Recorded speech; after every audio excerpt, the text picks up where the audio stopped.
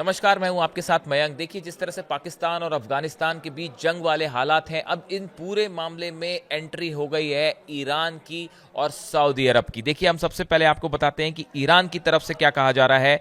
Iran के विदेश मंत्रालय की तरफ से एक बड़ा ऑफर किया गया है पाकिस्तान और अफगानिस्तान को।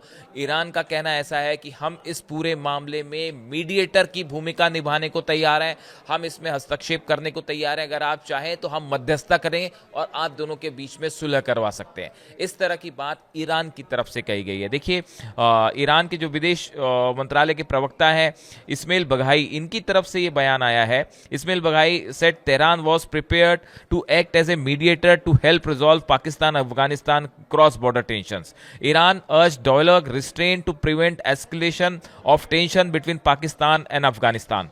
Ismail Baghai expressed concern over the recent development between Pakistan and Afghanistan. He said the necessary of the mutual respect for the territory. उनकी तरफ से ये कहा गया, ईरान जो है उसकी तरफ से ये बयान, विदेश मंत्रालय के जो प्रवक्ता हैं उन्होंने ये कहा। उन्होंने 3-4 बड़ी बातें कही हैं। पहली बात उन्होंने ये कही कि अगर आप इस बात के लिए राजी हैं तो हम इसमें मीडिएटर की भूमिका निभा सकते हैं। दूसरी चीज़, दोनों देशों को इस मामले में रिस्ट्रेन बरतना चाहिए, यानी कि जंग वाले हालात पैदा नहीं होने देना चाहिए और शांति बनाए रखने की कोशिश करनी चाहिए। इस तरह की बात ईरान की तरफ से कही गई है। अब देखिए, ईरान जो है वो हमने हाल ही में देखा था कि ईरान और पाकिस्तान के बीच में बायलैटरल मीटिंग भी हुई थी, बैठक भी हुई थी। उसके बाद जिस तरह से ये एस्केलेशन हुआ, पिछले कुछ दिनों में एकदम जंग वाले हालात हो गए और एक दूसरे की तरफ से ज़बरदस्त हमले हुए एक दूसरे पर। उसके बाद ईरान की तरफ से ये बड़ा बयान आया है।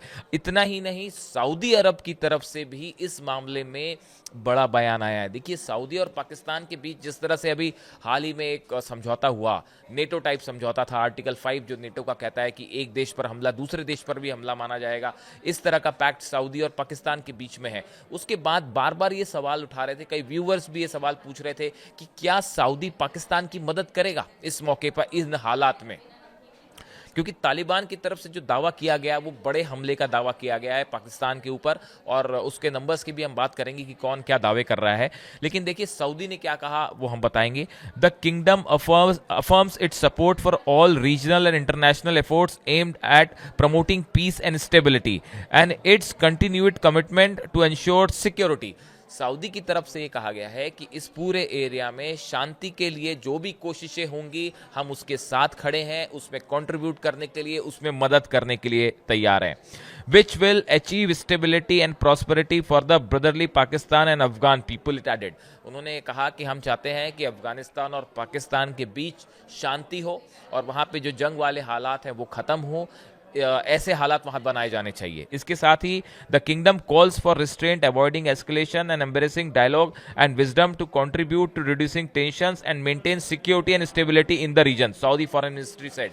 सऊदी विदेश मंत्रालय की तरफ से, जैसे ईरान के विदेश मंत्रालय की तरफ से बयान आया, ऐसा ही बयान सऊदी के विदेश मंत्रालय की तरफ से भी आया है और उन्होंने कहा है दोनों देशों को इस पूरे मामले में अपनी सीमा में रहना चाहिए और एक दूसरे पर हमले नहीं करने चाहिए और शांति के साथ बातचीत से इस मामले का हल करना चाहिए। इस तरह के बयान आए। तो बार बार जो ये बात कही जा रही थी कि क्या सऊदी इस मामले में, इस खासकर इस डील के बाद जो नेटो टाइप डील हुई सऊदी और पाकिस्तान की, इसके बीच में अगर अफगानिस्तान ने हमला किया है तो क्या पाकिस्तान की मदद करने के लिए सऊदी किसी तरह से मिलिट्री मदद करेगा या अफगानिस्तान के खिलाफ कोई बड़ा बयान देगा? ऐसा नहीं हुआ है।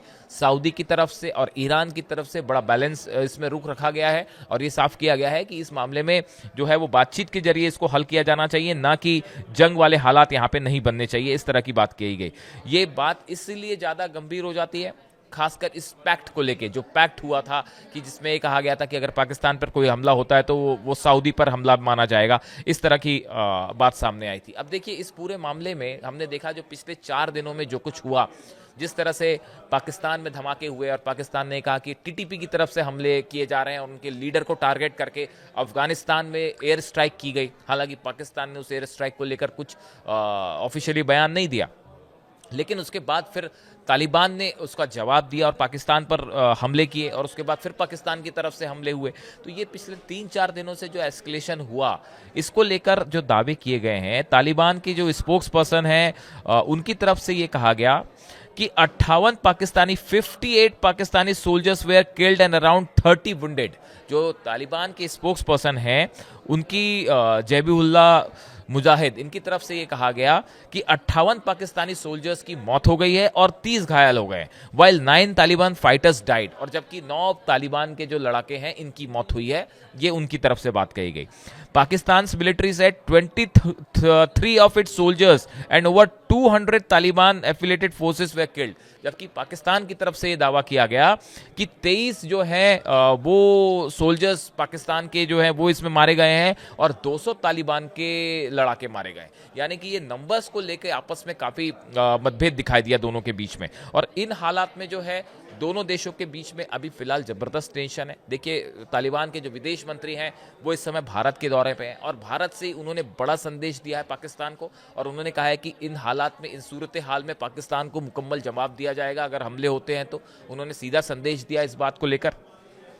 अब देखिए, जिस तरह से 4 दिन का डेवलपमेंट है, अब सबकी नज़र है कि अगला कदम क्या होगा। क्या एक बार फिर तालिबान की तरफ से हमले होंगे पाकिस्तान पे, या पाकिस्तान कोई बड़ी कार्रवाई फिर करने जा रहा है। जिस तरह से टीटीपी के हमले हो रहे हैं, पाकिस्तान के अंदर धमाके हुए और पाकिस्तान ने आरोप लगाया कि टीटीपी की तरफ से ये हमले हो रहे हैं, उसके बाद से तनाव और बढ़ा हुआ है और पाकिस्तान के कई शहरों में बड़ा प्रदर्शन हो रहा है, एक बड़े अनरेस्ट की स्थिति है। इन हालात में अब इस मामले में ईरान और सऊदी की एंट्री मामले को एक नया रूप दे रही है, जिसमें अब देखना है कि दोनों देशों के बीच आने वाले दिनों में हालात कैसे होते हैं। जो भी अपडेट होगा आप तक पहुंचाएंगे। Thank you so much.